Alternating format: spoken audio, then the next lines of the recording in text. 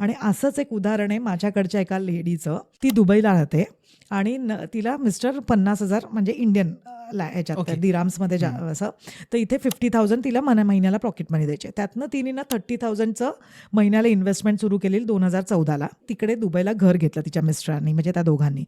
तेव्हा त्यांना ना 50 लाखाचा शॉर्ट पडत होता. हिने काही सांगितलेलं नव्हतं की मी इंडियात इन्व्हेस्ट केलेले आहेत.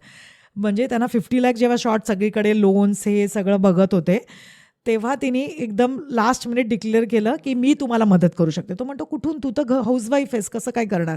तेव्हा तिने सांगितलं की माझा ऑलमोस्ट 1.26 CRचा पोर्टफोलिओ आहे आणि त्यातनं मी तुम्हाला 50 लाखाची मदत करणार आहे. आता बघ ना महिला शक्ती, म्हणजे इथे तुला किती मोठी मदत झाली. त्याला 50 लाख म्हणजे काही कमी नाही त्या बाईच्या. ती उडवू पण शकत होती, तिच्या खर्चाला देत होते ते.